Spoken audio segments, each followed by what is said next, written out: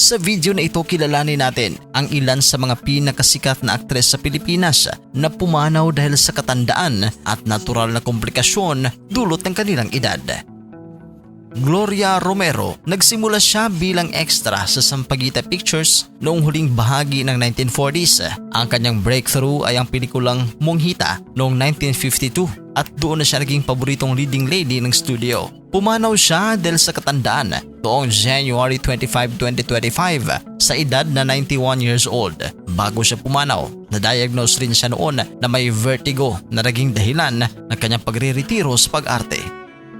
Gloria Sevilla. Si Sevilla ay natuklasan sa Cebu at bumida sa mga Visayan film gaya ng Prinsesa Tirana noong 1951. Siya ang nagbukas ng pinto para sa mga pelikulang Bisaya sa Maynila kaya tinawag siyang Queen of Visayan Movies. Pumanaw siya habang natutulog noong April 16, 2022 sa bahay ng kanyang anak sa Oakland, California. Itinuturing itong pagkamatay dahil sa katandaan na maalam siya sa edad na 90.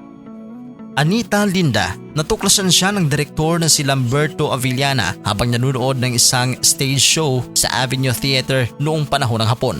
Ang unang pelikula niya ay ang Tia Juana noong 1943. Pumanaw siya dahil sa komplikasyon ng kanyang edad, partikular na ang hirap sa paghinga. Noong June 10, 2020, siya ay namayapa sa edad na 95 years old. Itinuturing rin si Anita Linda bilang oldest working actress na nanalo pa ng awards sa edad na 80. Mila Del Sol. Nadiskubre siya sa edad na 12 ng father of Philippine movies na si Jose Nepomuceno. Naging sikat siya sa pelikulang Giliw Ko noong 1939, ang kauna-unahang pelikulang gawa ng LVN Pictures. Pumanaw siya noong November 10, 2020 sa edad na 97 dahil sa natural causes sa bahay ng kanyang anak. Siya ay tinuturing rin na huling buhay na bituin mula sa pre-war era bago siya lumisan. Delia Rason. Ipinanganak bilang Lucy May Gritz.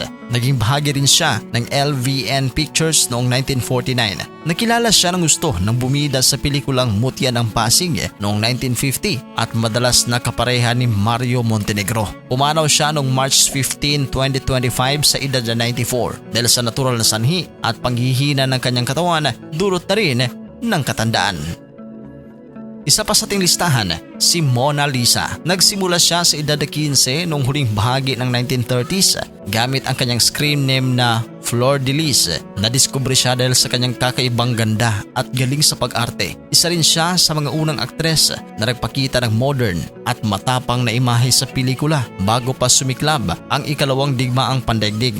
Isa sa kanyang mga unang pelikula ay ang Giliw Ko noong 1939 kasama rin si Mila Del Sol. Pagkatapos ng digmaan, pinalitan niya ang kanyang pangalan sa Mona Lisa. Pansamantala siyang naretiro noong 1950s pero gumawa ng matunog na pagbalik o comeback noong 1970s at dito niya ginawa ang kanyang pinakatanyag na papel sa pelikulang Insyang noong 1976 kung saan nanalo siya ng napakaraming parangal bilang malupit na ina. Pumanaw siya noong August 25, 2019 sa edad na 97 sa kanyang tahanan. Ang dahilan ng kanyang pagpanaw ay natural causes o katandaan. Ayon sa kanyang pamilya, pumanaw siya ng payapa habang natutulog. Anong reaksyon ninyo dito sa mga sikat na aktres sa Pilipinas na pumanaw na biniyayaan ng mahabang taon dito sa mundo at minsan ang minahal ng masa? I-comment yan sa ating comment section. At sa mga hindi pa nakapag-subscribe, huwag kalimutan na mag-subscribe sa ating channel.